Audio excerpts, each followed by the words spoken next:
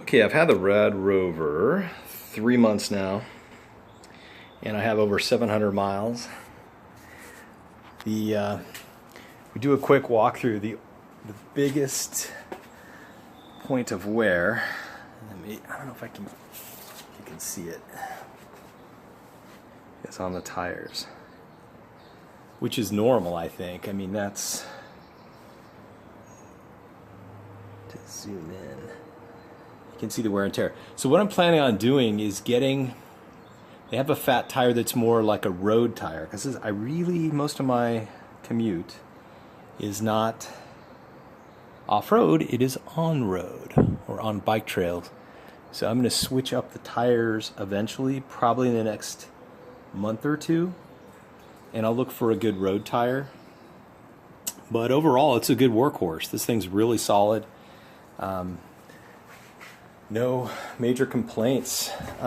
Briefly, so there's my aftermarket light. I got that on full brightness right now, and I'll talk about this thing first. Get that out of the way. To get it to angle correctly, I had to put a zip tie under there so it pivots a bit more to center. So the other thing I had to do is shift this over, and that's pretty easy to do. It's got a couple of screws, and you just kind of loosen it up, take it off, and shift it over. That way the light could be more center. I couldn't find a way, because of the way the handlebars are on here. This light in particular, I couldn't find a good way to mount it. So I've got it just slightly askew, and like I said, I've got that zip tie which kind of creates a bump and pivots it more to center. Got the controls here on this side. Yeah, the only thing I had, a couple of weird things, like this wasn't tightened enough. So that actually came out, and that caused a complete loss of power. So that's an important one. The other thing that was kind of a pain is that the guys at Rad Power, I think they had this light here too tight. It was too tightly wrapped up. So one day I was turning the handlebars to see how far they could go on either side, and it just ripped it right off. So I had to resolder, and I loosened this up. So there's a lot more play now. So I definitely recommend, if you get yours, to do the same, so you have a nice range of motion. So I turn it on, and we'll turn the light on. So you push the upper and the mid button, hold it.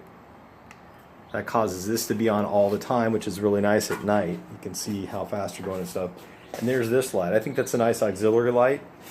So you could have both going if it's really dark, or if it's not too dark. With this one, you can hold it and it'll flash. So that way you've got, I think, a nice way of people seeing is oncoming. That's got 3 levels of brightness, and that's got its own battery supply. And I've posted that on some prior videos where you can see that. That's actually the power supply for that thing, right? That light. Get your Rad Power. This is a safety bracket, and it was on there. I had to like screw the thing out. It was on so tight I could not remove the rear wheel.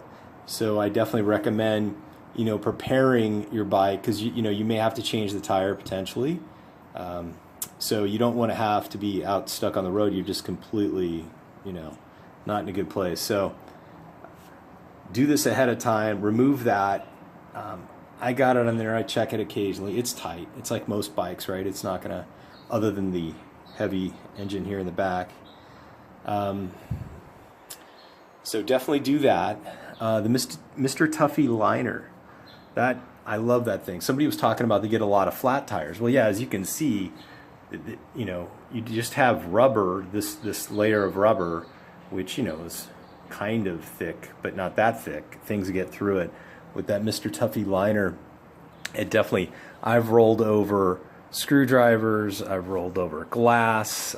There's all kinds of things on the road, as you can imagine. So definitely that liner just completely eliminates any concern, nails, screws, things like that you would possibly roll over. And then I also replaced mine with Presta tubes. I really like that. It's just I think a tighter fit all the way around. The seat is super comfortable. I mean, again, I've been doing this for 3 months, 700 miles. I feel like I could ride on the thing forever. I mean, it's really super comfortable.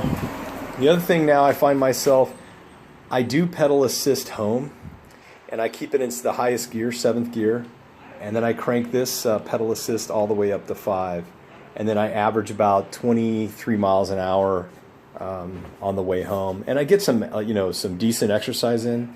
But to me, it's not about killing it. It's about not having to pay for a car and saving money there, saving money. Don't have to insure this thing. Don't have to register it with the DMV. So anyway, that's really it. I can't think of anything else. I always think of things. I think this I added. They didn't include that. One of these things flew off. I got a video on that. It flew off when I first got the bike, like a day after, and it flew off. But I just put it back in there. It's been fine ever since. So no issues there.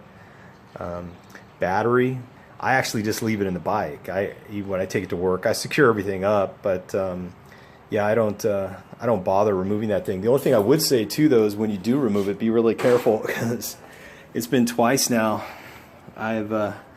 So this is the unit right here, and it lifts up. I have it locked right now, but it can, when you unlock it, it'll lift up. But it's got these like really sheer and sharp things where I've tried to take it off, and just rubbing it against right now, this is something I would definitely tell the guys at Rad Power, is there are sharp plastic ends here, and I've cut my fingers lifting the thing out. So you got to be really careful about that, because that is not fun. One of those things that just takes a long time to heal up. What else? Yeah, with this LED, I'll go back to the light. I unscrew this every time I stop, because the power supply, like, I'm going to turn this off. You see it's on right now.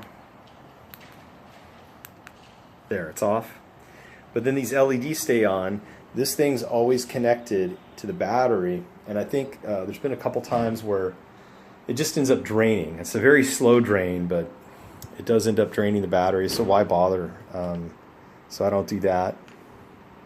And then that's it. I've tuned the brakes a little bit here or there, just to kind of get it dialed in. And that is everything. Not much else, but so far just completely, I have so much fun on this thing. Way more fun than sitting in a car with traffic.